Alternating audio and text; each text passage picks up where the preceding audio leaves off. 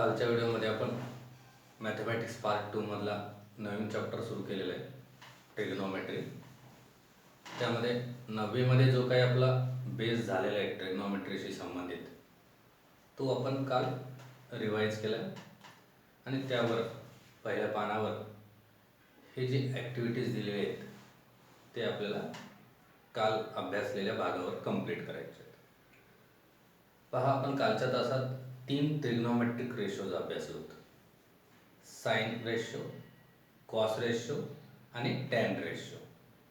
Actual sine कॉसला cosine म्हणतात, टॅनला टॅन्जंट म्हणतात हे सांगितलेलं आहे. आणि मग साइन रेशोची डेफिनेशन आहे अपोजिट साइड अपॉन हायपोटेनस. बघा, या पहिल्या ॲक्टिव्हिटीमध्ये हा राईट अँगल ट्रायंगल ABC दिलेला आहे, ज्यामध्ये बी हा राईट अँगल असून इथे ॲक्यूट अँगल थीटा दिलेला आहे. आणि या ॲक्यूट अँगल थीटाचे आपल्याला हे 3 ट्रिग्नोमेट्रिक रेशोज आपल्याला या आकृतीवरून लिहायला सांगितलेले आहे. अकॉर्डिंग टू डेफिनेशन आपण इथे सेगमेंटची नावं लिहायची. Sine ratio of angle theta म्हणजे opposite side of theta upon hypotenuse. या अँगलचा अपोजिट साइड सेगमेंट AB आहे आणि या राईट अँगल ट्रायंगल मधला हायपोटेनस AC आहे. म्हणून इथे AB अपॉन AC, इथे मी बॉक्स वगैरे केलेलं नाही, हे या ठिकाणी उत्तर येतं. त्यानंतर cos ratio of angle theta, या ॲक्यूट अँगल थीटाचा कॉस रेशो. कॉस रेशो म्हणजे या अँगलची adjacent side upon hypotenuse. Adjacent side BC आहे आणि हायपोटेनस AC. आणि याच अँगलचा टॅन रेशो. टॅन रेशो म्हणजे या अँगलची अपोजिट साइड अपॉन ॲडजस्टंट. मग या अँगलचा अपोजिट साइड AB आहे आणि ॲडजस्टंट साइड BC आहे. या आकृतीवर आपल्याला ह्या 3 ॲक्टिव्हिटी पूर्ण करायच्या होत्या. त्यानंतर सेकंड क्वेश्चन, हा फर्स्ट क्वेश्चन होता, हा सेकंड क्वेश्चन बघा. यामध्ये first activity sine theta divided by cos theta is equal to काय, त्या ठिकाणी उत्तर येतं. तर मी कालच्या तासात तुम्हाला सांगितलेलं आहे, साइनच्या व्हॅल्यूला जर कॉसच्या व्हॅल्यूने भागलो, बघा इथं लिहिता येईल बघा, साइनची व्हॅल्यू AB अपॉन AC करून दाखवतो आणि ह्याला भागायचे कॉसच्या व्हॅल्यूने BC अपॉन AC. आणि मग AB अपॉन AC इथे इनवर्स मल्टिप्लिकेशन होईल आणि या डिवायझरचा इनवर्स AC अपॉन BC मिळेल. हे AC एलिमिनेट होतील आणि मग राहील इथला AB अपॉन हा BC. आणि हा AB अपॉन BC बघा, AB अपॉन BC ही कोणाची व्हॅल्यू आहे? मग टॅन थीटाची. याचा अर्थ साइनच्या किमतीला जर कॉसच्या किमतीने भागलो तर येणारी जी किंमत आहे ती टॅनची किंमत आहे. म्हणून साइन डिवायडेड बाय कॉस यांचा भागाकार येतो टॅन थीटा याप्रमाणे.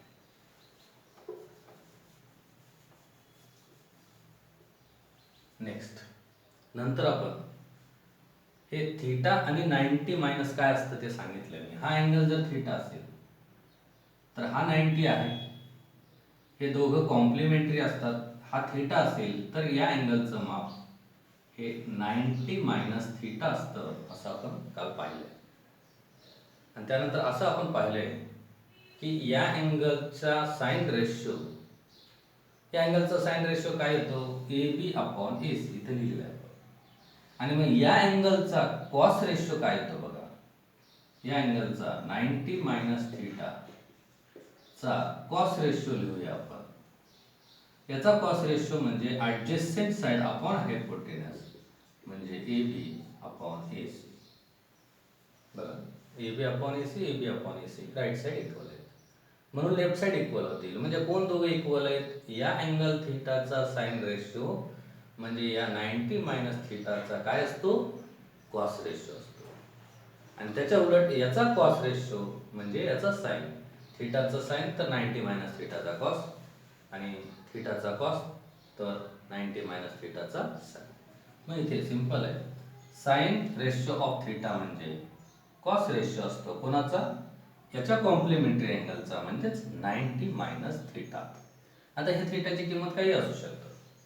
समजा इथे गृहीत धरा थिटा 40 असेल, हा 40 असेल तर इथे काय येतं 40 आणि 90 वजा 40 किती येणार 50. फॉर एक्झाम्पल साइन थिटाची व्हॅल्यू 40 असेल तर कॉस, आता डायरेक्ट किंमत लिहायची, 90 मायनस 40 किती येतं 50 असा अर्थ असतो. समजा साइनची व्हॅल्यू 30 असेल तर कॉस 90 मायनस 30 किती येतं 60 हे असं. आणि जनरलाइज करण्यासाठी थिटा यूज केलेलं असतं. सेम आहे कॉस थिटा, या अँगल थिटाचा कॉस रेशो म्हणजे या 90 मायनस थिटाचा साइन रेशो असतो, म्हणून cos theta is equal to sine 90 minus theta. आणि बघा टॅन थिटा गुणिले टॅन 90 मायनस थिटाची किंमत काय येतं, याचा टॅन माहिती आहे आपल्याला A B upon A C. आता याचा टॅन लिहूया आपण, tan ratio of 90 minus theta, याचा टॅन रेशो म्हणजे टॅनची डेफिनेशन काय, opposite side upon adjacent side. या अँगलची अपोजिट साइड बी सी आहे आणि या अँगलची ॲडजेसंट साइड ए बी आहे. बघा आता टॅन 90 मायनस थिटा आणि टॅन थिटा या दोघांचा गुणाकार करायचा आपल्याला. टॅन थिटाची किंमत ठेवतोय मी इथे A B upon B C, काल झालेले आहे. आणि टॅन 90 मायनस थिटाची किंमत ठेवतोय बी सी अपॉन ए. बघा बी सी एलिमिनेट होतील, ए बी एलिमिनेट होतील, याची व्हॅल्यू येईल. थोडक्यात जर दोन संख्या मल्टिप्लिकेटिव्ह इन्व्हर्स असतील तर ऑब्विसली त्यांचं मल्टिप्लिकेशन हा 1 असतो, कारण ज्यांचा मल्टिप्लिकेशन 1 असतो त्यांनाच मल्टिप्लिकेटिव्ह इन्व्हर्स म्हणतो आपण. थोडक्यात हे दोघं मल्टिप्लिकेटिव्ह इन्व्हर्स आहेत म्हणून यांचा प्रॉडक्ट हा 1 असतो. हे इथं आपण करून पाहिलं.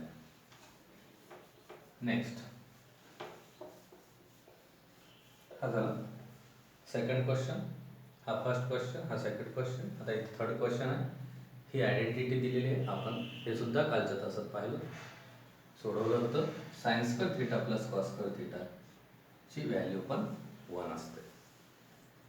त्यानंतर फोर्थ क्वेश्चन, इथे आपल्याला ट्रिग्नोमेट्रिक रेशोच्या किमती लिहायला सांगितलेले आहेत.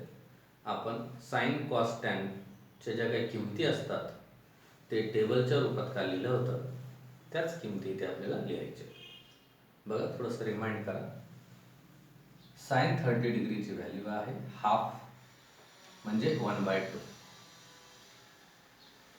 कॉस 30 ची व्हॅल्यू आहे √3/2. त्याच्यानंतर टॅन 30 ची व्हॅल्यू आहे 1/√3. आणि साइन 60 ची व्हॅल्यू लक्षात घ्या, कॉस 30 आणि साइन 60 यांच्या किमती त्या ठिकाणी सारख्या असतात, कारण हे दोघं एकमेकाचे कॉम्प्लिमेंटरी अँगल्स आहेत. आत्ताच पाहिलं आपण या आयडेंटिटीनुसार आहे. बघा साइन 30 म्हणजे कॉस 90 मायनस 30 किंवा कॉस 30 म्हणजे साइन 90 मायनस 30. कॉस 30 ची व्हॅल्यू आहे √3/2, तर साइन 90 मायनस 30 ची व्हॅल्यू त्या ठिकाणी तेवढीच असतं, म्हणून ही येणार √3/2. कॉस 30 √3/2 आहे आणि साइन 60 पण √3/2 आहे. कॉस 45 ची व्हॅल्यू आहे 1/√2. साइन 45 आणि कॉस 45 ची व्हॅल्यू सेम आहे आणि त्याच्यानंतर टॅन 45 ची व्हॅल्यू 1. ह्या किमती लिहिण्यासाठी जर आपण थोडक्यात टेबल लिहिलो तर सोपं जातं, कन्फ्यूज होत नाही आणि मग ह्या ॲक्टिव्हिटी पूर्ण करा. हा सर्व भाग आपण 9वीच्या बेसवर अवलंबून आपल्याला पाहिजे. आता याच्या पुढे जे 3 ट्रिग्नोमेट्रिक रेशोज आहेत ते इथं आपल्याला आता 10वीमध्ये अभ्यासायचे. सिंपल आहे, जे आपण 3 ट्रिग्नोमेट्रिक रेशो पाहिलो, साइन थिटा, कॉस थिटा आणि टॅन थिटा, यांचे मल्टिप्लिकेटिव्ह इन्व्हर्स केल्यानंतर जे रेशो मिळतील त्यांना त्या ठिकाणी ट्रिग्नोमेट्रिक रेशो असं संबोधलेलं आहे. बघा हा साइन थिटा, याचा जर इन्व्हर्स केलो तर आपण, तर जो ट्रिग्नॉमेट्रिक रेशो मिळतो त्याला ॲक्च्युअली कोसेकंट असं म्हणतात, कोसेकंट. आणि लिहिताना मात्र कोसेक असं लिहितात. कोसेक रेशो ऑफ थिटा म्हणजे 1/sin थिटा. बघा आता नवीन ट्रिग्नॉमेट्रिक रेशो आपण शिकलो कोसेक थिटा. मग कोसेक थिटा हा 1/sin थिटा असतो, म्हणजे थोडक्यात साइन थिटाच्या इन्व्हर्स असतो. समजा एक राईट अँगल ट्रायंगल आहे ABC. हा राईट अँगल आहे आणि हा समजा थिटा आहे. या थिटाचा साइन रेशो म्हणजे काय असतो? AB/AC, opposite side upon hypotenuse. मग आता आपण कोसेक थिटाची किंमत मिळवूया. बघा म्हणजे आपल्याला डेफिनेशन सांगताय. कोसेक थिटा म्हणजे 1/sin थिटा. साइन थिटाची किंमत इथे आता माहिती आहे आपल्याला, AB/AC. 1 हे AB/AC भागाकारात जे आहे ते गुणाकारात येऊन इन्व्हर्स होतं AC/AB. थोडक्यात AC/AB. आणि मग बघा या आकृतीमध्ये AC म्हणजे या राईट अँगल ट्रायंगल मधला हायपोटेनस आहे आणि AB म्हणजे या अँगल थिटाची अपोजिट साइड आहे. मग काय डेफिनेशन मिळतं? Hypotenuse upon opposite side. मग आपण साइन रेशोची डेफिनेशन पाहिलो, अपोजिट साइड अपॉन हायपोटेनस. आणि आता हे जे दुसरा नवीन ट्रिग्नॉमेट्रिक रेशो आपण शिकलो त्याचं नाव आहे कोसेक थिटा, एकदम साइनच्या inverse, hypotenuse upon opposite side. आणि सेम याच प्रमाणे कॉस थिटाचा इन्व्हर्स आणि टॅन थिटाचा इन्व्हर्स मिळून आपल्याला दुसरे अजून 2 ट्रिग्नॉमेट्रिक रेशो आपल्याला पाहायचे. हे सर्व डिटेल तुम्हाला विचारत नाही, फक्त माहिती असावं. मग कॉस थिटाचा इन्व्हर्स सेकंड असं म्हणतात आणि लिहिताना मात्र सेक लिहिलं जातं. कॉसचा इन्व्हर्स सेक थिटा आणि कॉसचा इन्व्हर्स आहे 1/cos. आणि त्यानंतर टॅनचा इन्व्हर्स जो असतो त्या ट्रिग्नॉमेट्रिक रेशोचं नाव आहे कोटॅन्जंट. टॅन म्हणजे टँजंट आणि कॉट म्हणजे cotangent. Cotangent of angle theta is equal to 1/tan theta.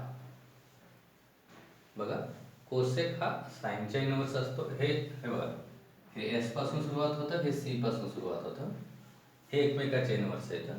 त्याच्या उलट हे सी पासून सुरुवात होतं, हे एस पासून सुरुवात होतं, हे एकमेकाचे इन्व्हर्स आहेत. हिंट लक्षात ठेवा. साइन हे कन्फ्यूज होऊ शकतं, साइनचा इन्व्हर्स सेक कन्फ्यूज होऊ शकतं, तर हे सारखे एस एस आहेत म्हणून ते इन्व्हर्स नाहीत असं एक तुम्ही क्ल्यू लक्षात ठेवा. मग साइनचा इन्व्हर्स कोसेक आणि कॉसचा इन्व्हर्स सेक, आणि हे 2 लक्षात राहतात, टॅनचा इन्व्हर्स कॉट किंवा कॉटचा इन्व्हर्स टॅन. आणि मग ह्या इन्व्हर्सवरून लक्षात घ्या, हे बघा कोसेक आणि साइन हे दोघं मल्टिप्लिकेटिव्ह इन्व्हर्स आहेत. कोसेकची व्हॅल्यू म्हणजे 1/sin, याचा अर्थ हे दोघं एकमेकाचे मल्टिप्लिकेटिव्ह इन्व्हर्स आहेत. जसं हे बघा 4चा मल्टिप्लिकेटिव्ह इन्व्हर्स काय येतं? 1/4 हे असं. आणि हे दोघं मल्टिप्लिकेटिव्ह इन्व्हर्स आहेत. जर आपण यांचा गुणाकार केलो तर यांचा गुणाकार 1 येतो, बरोबर आहे. म्हणून हे पण लक्षात ठेवा, हे दोघं मल्टिप्लिकेटिव्ह इन्व्हर्स आहेत. जसं हे दोघं मल्टिप्लिकेटिव्ह इन्व्हर्स आहेत, 4/1 1/4, आणि यांचा गुणाकार 1 येतो, तेव्हाच ते मल्टिप्लिकेटिव्ह इन्व्हर्स असतात. आणि मग हे दोघं मल्टिप्लिकेटिव्ह इन्व्हर्स आहेत, याचा अर्थ यांचा गुणाकार नक्कीच काय येतो? मग 1 येतो. म्हणून हे लक्षात ठेवा, ह्या दोघांपैकी काही अगोदर लिहा. Sine theta into cosec theta, हे जे चिन्ह आहे हे गुणाकारासाठी वापरलं जातं. या दोघांचा गुणाकार 1 येतो. हे आपण करून सुद्धा पाहू शकतो. बघा साइन थिटाची व्हॅल्यू काय आहे? AB/AC. कोसेक थिटाची व्हॅल्यू त्याच्या इन्व्हर्स आहे, ह्याच्या इनव्हर्स म्हणजे काय येतं, AC अपॉन AB, आणि याचा गुणाकार नक्कीच किती येतो, 1 येतो. ठीक आहे. सेम हे दोघं मल्टिप्लिकेटिव्ह इनव्हर्स आहेत, म्हणून यांचा पण गुणाकार 1 असतो. हे लक्षात ठेवायचं आहे. पुढे आपल्याला जेव्हा शो दॅट, ट्रू दॅटची उदाहरणं सोडवायची असतात, तिथं हे सबस्टिट्यूशन करावं लागतं आपल्याला. त्यासाठी हे परस्पर संबंध लक्षात ठेवा. आणि मग हे दोघं मल्टिप्लिकेटिव्ह इनव्हर्स आहेत, म्हणून tan theta into cot theta या दोघांचा गुणाकार पण 1 येतो. आणि याच रिलेशनचा वापर करून आपल्याला कालच्या तासात आपण जो व्हॅल्यूचा टेबल लिहिलो होतो, ज्याच्यामध्ये फक्त साइन, कॉस आणि टॅनच्याच किमती लिहिलो होतं, आता त्याच्या पुढचे 3 ट्रिग्नॉमेट्रिक रेशो आपण इथे पाहिले आहे. तर यांच्या पण किमती आपल्याला लिहिता येतात टेबलमध्ये. आणि त्या सुरुवातीच्या जर किमती आपल्याला माहीत असतील, पहिली एक ओ जर साईनच्या जर किमती माहीत असतील, तर त्याच्यावरून बाकी पूर्ण टेबल आपल्याला अवघ्या 2 ते 3 मिनिटात सहजरित्या लिहिता येतो. पहा पुन्हा एकदा तो टेबल मी आज लिहून दाखवतोय. पहा अशा प्रकारचं टेबल, ज्यामध्ये काल 3 ट्रिग्नॉमेट्रिक रेशो आपण क्रमाने लिहिलो, क्रम चुकायचा नाही. Sine ratio of angle theta, म्हणजे थिटा म्हणजे थिटाची किंमत 0 असेल, थिटाची किंमत 30 असेल, 45 सो ऑन. नंतर कॉस रेशो, त्यानंतर टॅन रेशो. आता जे आपण आज 3 ट्रिग्नॉमेट्रिक रेशो अभ्यासलो, बघा त्यांचा क्रम कसा ठेवायचा. साइनचा इनव्हर्स काय आहे, कोसेक. कोसेक म्हणजे 1 अपॉन साइन, म्हटल्यास इथे लिहू शकता 1 अपॉन साइन इज इक्वल. हे कळण्यासाठी आहे, फक्त माहीत असेल तरी चालतं. त्याच्यानंतर कॉसचा इनव्हर्स आहे सेक, आणि टॅनचा इनव्हर्स आहे कॉट. आणि मग आपल्याला एक ओळ जर पाठ असेल, त्या एका ओळीतल्या किमती जर आपल्याला लक्षात असतील, तर बाकी सर्व किमती आपण सहजरित्या लिहू शकतो. बघा, साइन 0 ची व्हॅल्यू 0 आहे आणि साइन 90 ची व्हॅल्यू 1 आहे. मी कालचं तसं सांगितलं. त्याच्यानंतर साइन 30 ची व्हॅल्यू आहे 1/2, साइन 45 ची व्हॅल्यू आहे 1/√2, आणि साइन 60 ची व्हॅल्यू आहे √3/2. आणि मग त्यानंतर साइनवरून कॉस लिहिणं शक्य आहे सहजरित्या. आपण हे ज्या क्रमाने किमती लिहिलो, त्याचा ऑर्डर चेंज करून किमती जर लिहिलात, तर आपल्याला कॉसच्या किमती मिळतात. जसं हा सुरुवातीला 1 लिहायचं आहे, नंतर √3/2 लिहायचं आहे, नंतर 1/√2 लिहायचं आहे, त्याच्यानंतर 1/2 लिहायचं आहे, आणि त्यानंतर 0. हे ऑर्डर चेंज करून लिहिल्यानंतर ज्या किमती मिळतील त्या कॉस्टच्या किमती असतील. अवघ्या 3 मिनिटात टेबल पूर्ण होतं. त्याच्यानंतर टॅन. टॅन म्हणजे साइन भागिले कॉस. साइनच्या किमतीला कॉसच्या किमतीने भागलं, तर जे काही उत्तर येतं ती टॅनची किंमत असते. लक्षात घ्या. तेव्हा 0/1. शून्याला कशाने भागा, भागाकार 0 येतं, म्हणून टॅन 0 ची व्हॅल्यू, टॅन 0 ची व्हॅल्यू 0. काल सर्व केलं आपण, या दोघांचा भागाकार, हे काय होतं 1/2. हे डिव्हिजनच्या ऐवजी मल्टिप्लिकेशन होतं, याचा इनव्हर्स 2/√3, 2 कॅन्सल होतं, ही किंमत येतं 1/√3. त्याच्यानंतर कोणत्याही संख्येला त्या संख्येने भागाकार 1 येतो. इथे पण तसंच, हे 1/2चा इनव्हर्स 2/1 होतं, 2 कॅन्सल होऊन करून पहा, उत्तर होतं √3. आणि कोणत्याही संख्येला 0 ने डिवाइड करणे, साइन भागिले कॉस म्हणजे टॅन, हे नॉट डिफाइंड असतं, म्हणून ह्या टॅन 90 ची व्हॅल्यू हे नॉट डिफाइंड येतं. आता त्यानंतर हे जे 3 ट्रिग्नॉमेट्रिक रेशो आपण आज पाहिलं, यांच्या किमती आपल्याला या किमतीवरून सहजरित्या फाइंड करता येतात. कारण कोसेक हा साइनच्या इनव्हर्स असतो. 1 अपॉन साइन म्हणजे कोसेक. थोडक्यात साइनचा इनव्हर्स करायचा, कोसेक मिळतात. कॉसच्या किमतीचा इनव्हर्स करायचा, सेकच्या किमती मिळतात. टॅनच्या किमतीचा इनव्हर्स करायचा, कॉटच्या किमती मिळतात. बघा आता हा झिरो आहे, झिरोच्या इनवर्स हा झिरो आहे, त्याच्या छेदात काय नाही म्हणजे 1 असतं. आता याचा इनवर्स काय येतं 1/0 आणि झिरोने डिवाइड करणे हे नॉट डिफाईन्ड असतं, म्हणून कोसेक झिरोची व्हॅल्यू नॉट डिफाईन्ड येतं. ओरली करता येतात लवकर लवकर. त्याच्यानंतर ह्याचा इनवर्स साईनचा इनवर्स हा कोसेक असतो. मग साइन 30 ची व्हॅल्यू 1/2 आहे, तर त्याचा इनवर्स येतो 2/1 म्हणजेच 2. हे 1/√2 चा इनवर्स √2/1 म्हणजेच √2. √3/2 याचा इनवर्स 2/√3. त्याच्यानंतर 1 चा इनवर्स ऑलवेज 1च असतो, म्हणून हे बघा आता सहजरित्या किमती लिहिते मी. सांगत लिहितो वेळ लागते, पण तुम्ही फास्ट लिहायचं म्हटलं खूप लवकर लिहू शकता. सेक कॉसचा इनवर्स 1 चा इनवर्स 1, √3/2 चा इनवर्स 2/√3, 1/√2 चा इनवर्स √2, 1/2 चा इनवर्स 2. आणि कधी लक्षात घ्या, आता प्रत्येक वेळा करत बसू नका. झिरोचा इनवर्स नॉट डिफाईन्ड असतो आणि नॉट डिफाईन्डचा इनवर्स झिरो असतो. हे बघा, झिरोचा इनवर्स म्हणजे 0/1, त्याचा इनवर्स 1/0, 1/0 म्हणजे नॉट डिफाईन्ड. आणि नॉट डिफाईन्ड म्हणजे 1/0, याचा इनवर्स 0/1, याची व्हॅल्यू असते 0. झिरोचा इनवर्स नॉट डिफाईन्ड, नॉट डिफाईन्डचा इनवर्स 0. आता प्रत्येक वेळा करण्याची गरज नाही. मग 1 चा इनवर्स मात्र 1च असतो. त्यानंतर कॉटच्या किमती, टॅनच्या इनवर्स. झिरोचा इनवर्स मी आता सांगितलं नॉट डिफाईन्ड, 1/√3 चा इनवर्स √3, 1 चा इनवर्स 1, √3 चा इनवर्स मात्र 1/√3 असतं, याच्या छेदात काय नाही म्हणजे 1 असतं. आणि नॉट डिफाईन्डचा इनवर्स 0. अशा प्रकारे या 6 ट्रिग्नोमेट्रिक रेशोच्या या सर्व किमती आपल्याला ॲट द ग्लान्स 2 मिनिटात परीक्षेमध्ये गेल्यानंतर लिहिता येतं रफ पेजवर, जेणेकरून याच्यावर कुठल्याही त्या ठिकाणी उदाहरणात यांची गरज पडली की ह्या किमती सहजरित्या आपल्याला तिथे यूज करता येतात. पाहता पुढच्या भागात आपल्याला ट्रिग्नोमेट्रिक आयडेंटिटीज हा भाग अभ्यासायचा आहे.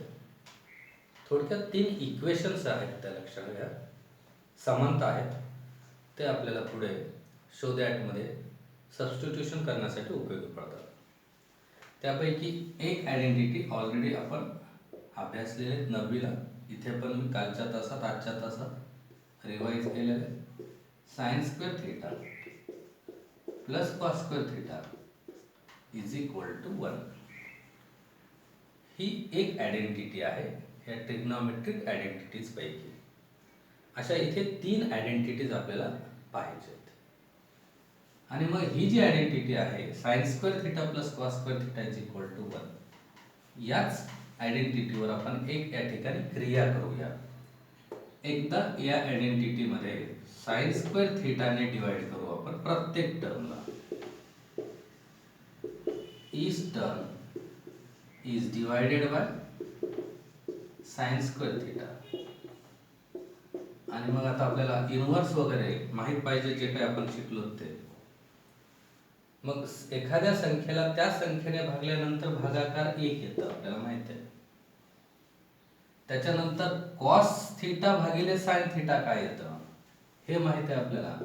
sin theta divided by cos theta is equal to काय असतं tan थीटा. आणि मग याच्या उलट tan थीटाच्या इनवर्स कोण आहे cot थीटा.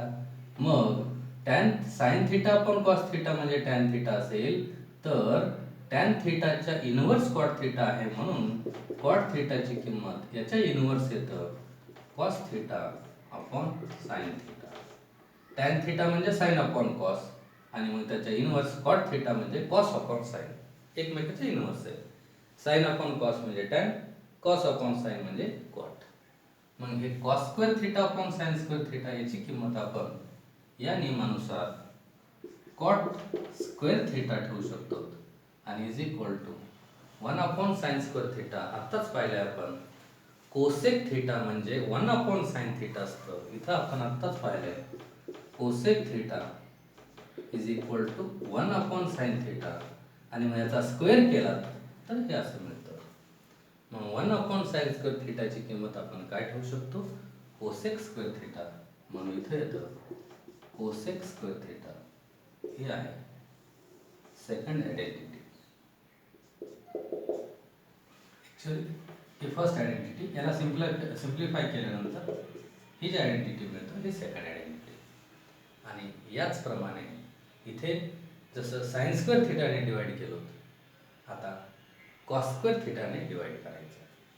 पहा, हे sine square theta plus cos square theta is equal to 1 आहे. आता आपण कॉस स्क्वेअर थिटाने डिवाइड करतोय, याला पण कॉस स्क्वेअर थिटाने डिवाइड करतोय, याला पण कॉस स्क्वेअर थिटाने डिवाइड करतोय. तर काय होतं बघा, साइन अपॉन कॉस, हे साइन अपॉन कॉस म्हणजे टॅन, आणि sine square theta upon cos square theta म्हणजे काय येतं, टॅन स्क्वेअर थिटा.